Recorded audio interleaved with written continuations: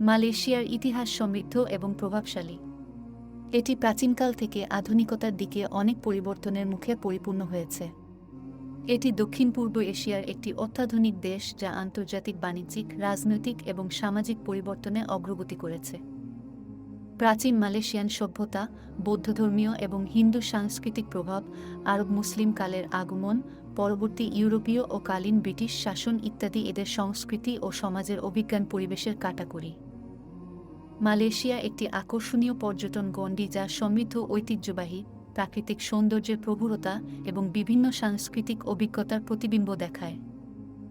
এখানে প্রধানত ত্রিভুজা দ্বীপের বৃহত্তর এলাকা, পেনাং, লংকাও, কেলাং, পাহাঙ্গো মালয়েশিয়ান ক্যাপিটাল এবং রাজধানী। ধন্যবাদ সবাইকে ভিডিও দেখার জন্য।